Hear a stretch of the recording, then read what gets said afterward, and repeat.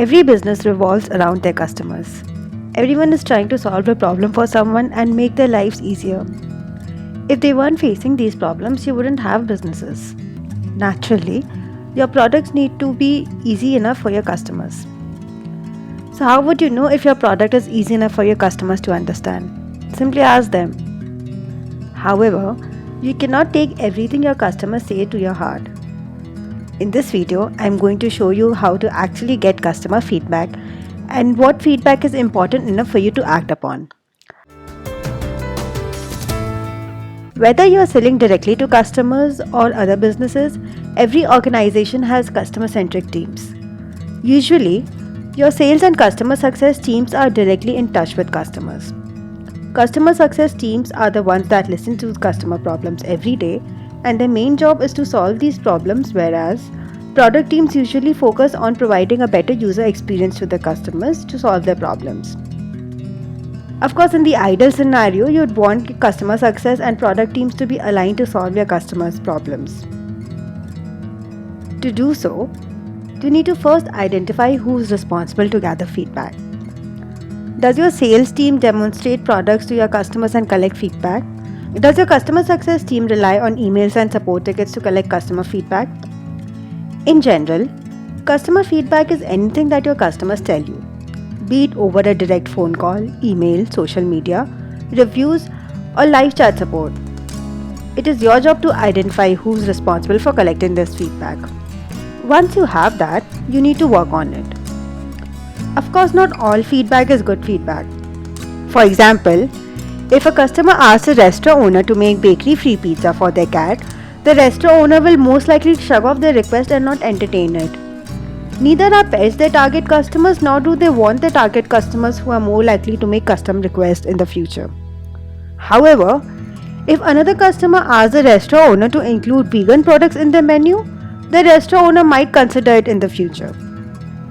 So you guessed it right. You don't need to worry about everything that your customers tell you. But how do you decide who and what should you listen to and what not? Well, that's where your target customers and business objectives come into play. Say you want to improve your onboarding experience. That is, you want to know how do people feel when they install your app for the first time. Are they able to navigate through the app? Can they perform all the actions that you intend them to after signing up?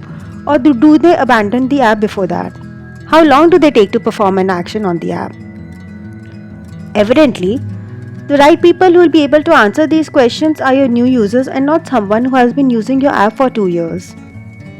We often hear people saying there is good and bad customer feedback. In my opinion, there is no bad customer feedback, just feedback at the wrong time. Of course, this is ignoring all the absurd customer requests you receive. In fact, let me know in the comment section some of the most insane customer requests that you have ever received. Customer feedback can be collected in multiple ways. You can meet with customers directly, speak to them over phone, email them, conduct a survey, answer customer queries on social media, support tickets, and so on. Here are the next steps that you should follow after you have raw customer feedback. Number 1. Gather. Number 2. Segment and prioritize. Number 3. Validate it with customer feedback. Number 1. Gather. As you must have guessed, just collecting feedback won't suffice.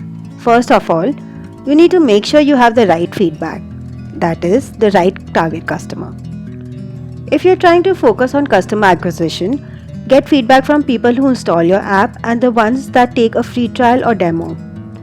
Talking to existing customers won't really help you improve your customer acquisition process. Similarly, if you want to reduce churn, talk to people who have been using your product for quite a while, say a year or so, and the ones who discontinue to use your product. Talking to someone who just signed up for a free trial but didn't turn into a paying customer will not really help you identify the reasons for churn. So, focus on the business goal that you are trying to achieve and then think about which segment of customers impacts these business goals. As mentioned, new users are more likely to impact acquisition metrics, whereas existing and older customers are more likely to impact retention metrics. Next, identify the root cause of your customer's feedback. For example, if a customer tells you that your homepage is difficult to navigate through, you'll not directly start thinking about ways to simplify your homepage. Rather, You'd ask the customer why they find the homepage difficult to navigate and what are the use cases they intend to serve. Further, you could also ask them how would performing these use cases help them in their lives. More often than others, customers use your products because your product makes their lives easier in some way. It is highly unlikely that someone uses your product because they love your brand name. Hence, apply the 5 why techniques to understand the root cause of your customer's problems. For example, consider the following scenario. Say you delivered a project to the client, but the client faced an issue. Here's how you would go about the 5 why technique. Why did the client encounter this issue? Because the testing team didn't find the issue. Why did the testing team not find the issue?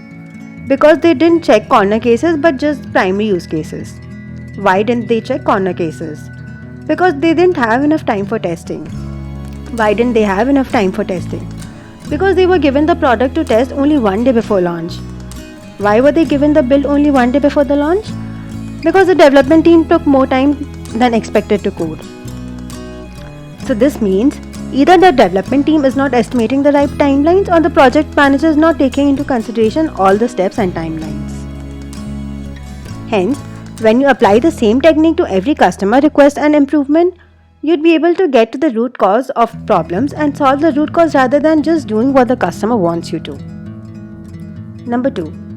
Segment and prioritize. You cannot start acting upon your customer feedback as soon as you get it. Given all the raw data, you need to segment it based on goals. Which features will help you reduce churn?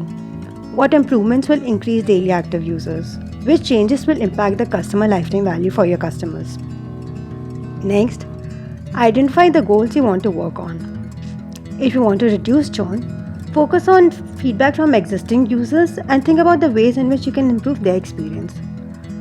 Try to get a holistic view here, as in, when does your customer use your product? Do they use it on desktop or mobile?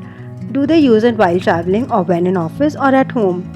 Do they face any issues with your product? Do they use any workarounds? And so on and so forth. You then need to prioritize these requests. Say you want to work on reducing churn. So, you'd want to prioritize all the customer problems related to churn on the basis of how much of an impact solving each problem will have. How will you decide what is really impactful for your organization? Well, I use a feature matrix that helps me answer the following questions for each customer problem. Is it something that is relevant to only a small set of users or many? How often will they use it? Can we tweet about this or email the customers? Will it help us strengthen our position in the market? Will it help the user reduce complexity and increase their satisfaction? How much development effort is needed? Assign a score between 1 to 5 to each of these columns for each customer request, problem, and then calculate the total score for each request. It'll help you get a fair idea of the most important problems you should focus on right now. Of course, it's better to work with the entire product team to come up with the right calibrations, but you'll get a gist of what is needed and what is not once you begin using this framework. Number 3. Validate it with customer feedback. A lot of organizations miss this step, but it is equally important. Once you've identified your customers' problems and built a solution for them, it is your job to inform the customer either directly through email or a new feature announcement, etc. Further, you also need to monitor the user metrics here. If the feature you build is supposed to increase the amount of time a user spends on your platform daily, monitor this metric for a week or 2. If there is no change in this time, it is a good idea to figure out what is happening here. You could do that by either directly asking the customer or by analyzing your customer funnel. This is a truly agile methodology, which means you need to keep talking to your customers, getting feedback, and iterating based on customer feedback as well as business goals. Let me know in the comment section some of the ways in which you collect customer feedback, or what did you think about this video.